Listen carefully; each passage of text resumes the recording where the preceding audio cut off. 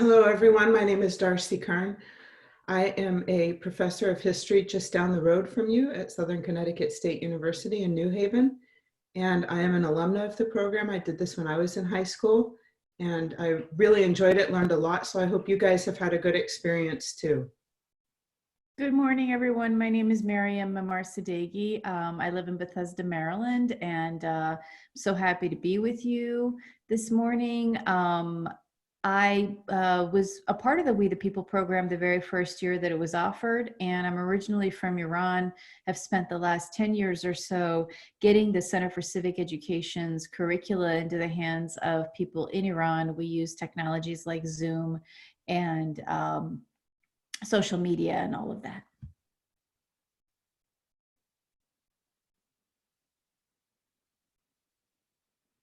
And if you want to take a second to introduce yourselves and your teacher. Good morning. We are Unit 1 from Staples High School in Westport, Connecticut. I'm Samantha Webster. I'm Neha Navrange. I'm Andrew Spangler, and we're here with our wonderful teacher, Ms. Cameron. Wonderful. Thank you all so much. So as you know, we're here for Unit 1. It's going to be question number 3. Aristotle asserts in politics that it is not the form of government, ruled by the one, the few, or the many, that matters most, but rather the ends of government that are most important. Where in the Declaration of Independence and the Constitution did the framers set forth the ends of government? How did the framers differ, if at all, about how the ends of government should be prioritized? And which of the ends of government set forth in the Declaration and Constitution appear to have the highest priority today? You may begin. The ends of government indicate the purposes of government, which the framers set forth in the Declaration of Independence and the Constitution. The Declaration states all men are created equal, endowed with certain unalienable rights, that among these are life, liberty, and the pursuit of happiness. Further, it states that to secure these rights, governments are instituted among men.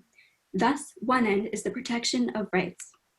The preamble of the Constitution provides several other ends, namely to ensure justice and tranquility, provide defense, promote general welfare, and secure the blessings of liberty.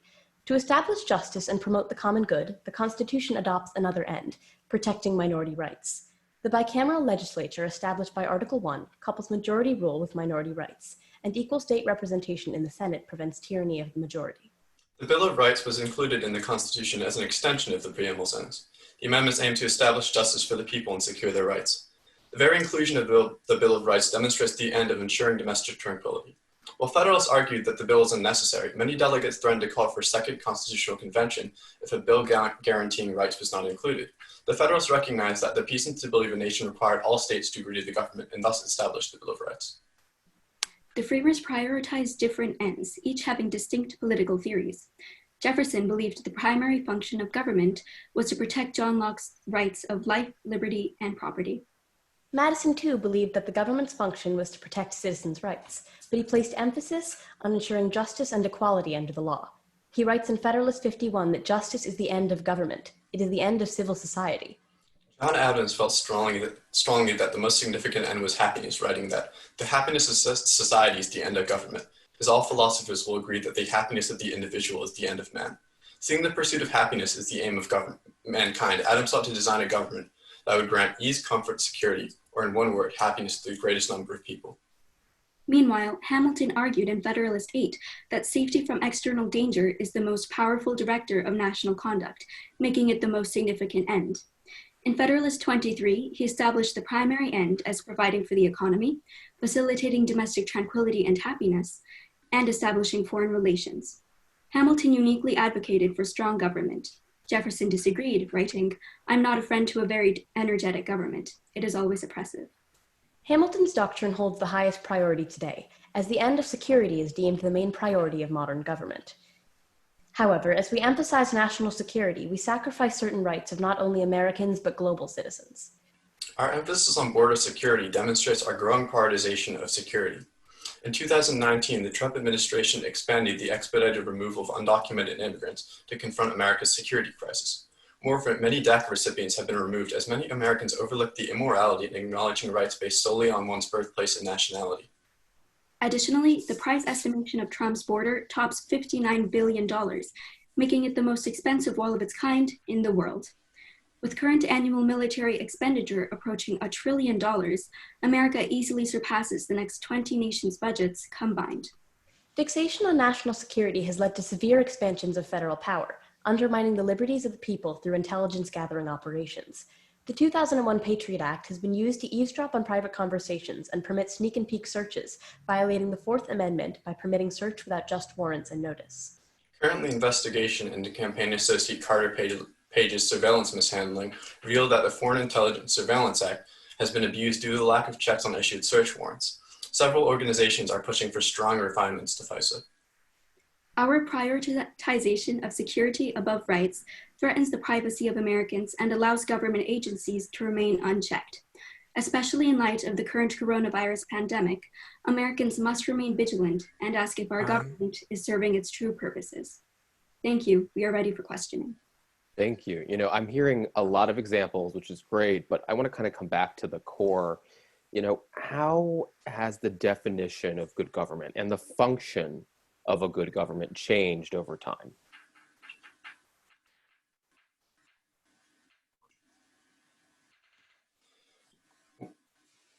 Well, of course, during the advent of American government, especially beginning during the Articles of Confederation, the government was mainly concerned with providing negative rights or simply preventing government tyranny. However, as time has gone on and there's been a gradual expansion of federal power, you've seen provisions or goals such as possibly the Second Declaration of Rights and the Second Bill of Rights declared by FDR, and the government shifted towards providing more positive rights and being more of a steward of prosperity and steward of welfare. And would you agree that you still think that there's an expansion of federal power at a time when the states are managing the largest crisis we've seen in the last few decades as opposed to the federal government? I would say that the relationship of power between the federal government and state governments remains very dynamic today. After the Devolution Revolution, there was Gonzales v. Reich, in which the federal government established that, the Supreme Court established that the federal government can exercise power to prohibit the medical use of cannabis, even when states permitted it. Still, the federal government turns a blind eye to marijuana operations that are operating under state regulations. So I would say that the relationship is very difficult to define in this marble cake federalism that we have. But today, I would say that states do have a lot of power regarding police powers under the 10th Amendment and very much handling this coronavirus pandemic well.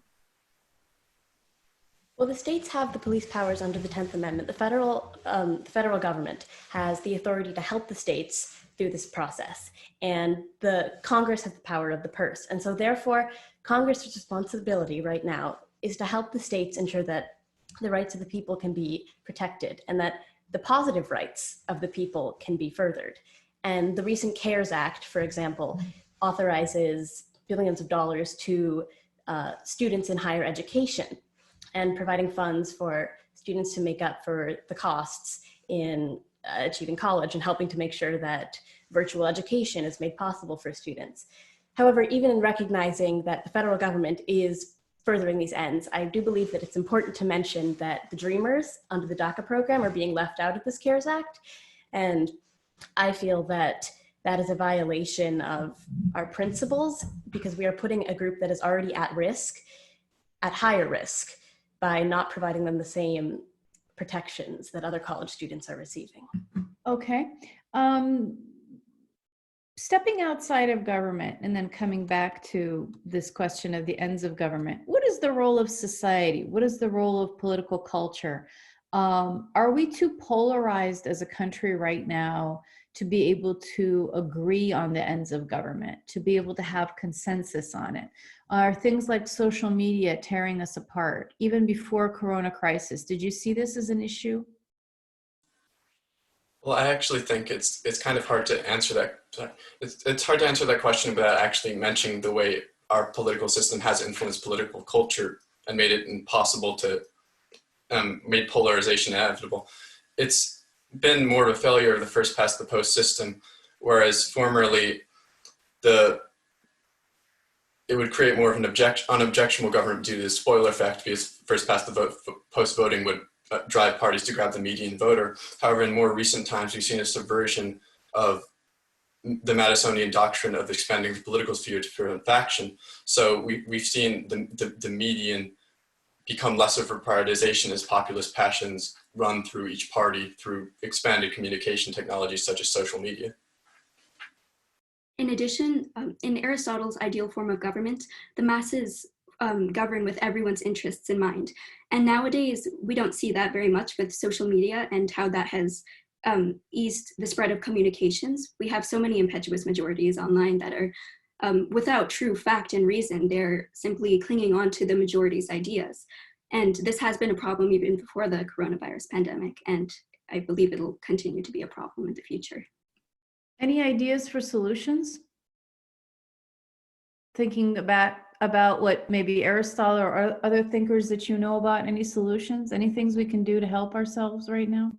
Teaching civic virtue and civic education would be a great solution to this. I think people need to be informed that they have to follow reason, and they need to hear both sides before they just cling on to a majority and make decisions on the spur of the moment. I think they need to read more about the founders' philosophy, especially regarding impetuous majorities, such as in Federalist 10, Madison argued that the spread of communication in Athenian small territory led to the downfall of the government. So I think as a public, if we realize that we should not act as impetuous majorities, that would decrease polarization. In ancient Greek government, the Grecian. Okay. I know. That was very, very good.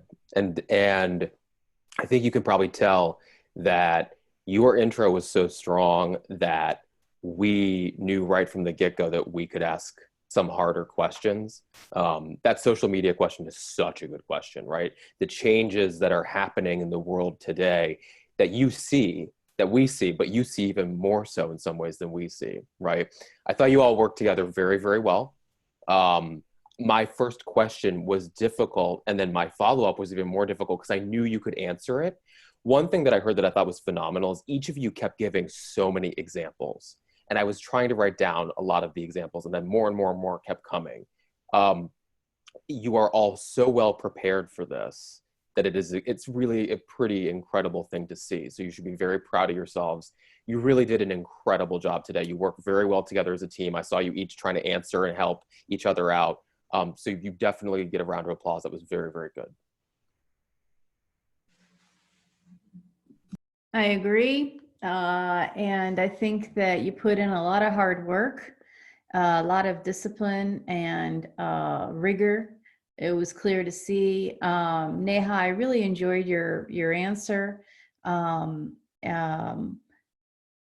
I think that, when you do the hard work, you put in the time, you feel like you have a grasp of the ideas and the facts, then you're free to be a citizen and to think for yourself and to reference your own conscience and to answer questions based on what you believe is right. And I think the answer to your question goes to, it's not just important to, at the same time though, it's not just important to do what you think is right. It's also important to come together and understand that just because a lot of people think something doesn't make it right, and to be very, very wary of being a majority in the first place. So congratulations to you guys for the hard work. I say that to each one of you, and you guys are a real team.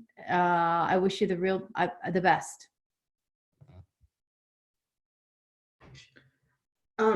I didn't get to ask a question, and I didn't really even want to ask a question because you guys were so good on your answers. I was just enjoying listening to you talk. I don't know what my fellow judges think, but this was the best presentation I've heard. You guys, your opening was fantastic. You talked about the differences between Jefferson, Madison, Adams, and Hamilton. You talked about protecting minority rights in terms of minorities in smaller states in the Constitution. On your follow-up questions, I can't believe how many examples you guys gave and how diverse the examples were. I mean, you talked about negative rights changing to FDR's positive rights. You talked about federal and state governments in a dynamic relationship, marijuana, police powers in the 10th Amendment, Congress's power of the purse, Dreamers in the CARE Act. I mean, I'm just sitting here going, what in the world? These guys know it. And then at the end, you know, Andrew, you had a very sophisticated answer on the political system influencing political culture. I mean, we usually think of it as the reverse, but there is an influence of the system on culture as well. And then at the end, you talked about Federalist 10 and Athenian mob rule and using reason. I mean, that was just fantastic. And I think what Madison is referencing there is Thucydides and his history of the Peloponnesian War when Athenian democracy collapses. But this was so good. I mean, really, you guys are very well prepared. You didn't feel rushed or fluttered when you were unsure of how to answer something. You took your time, and I think that's very wise, and it shows maturity. So yeah, just this was all around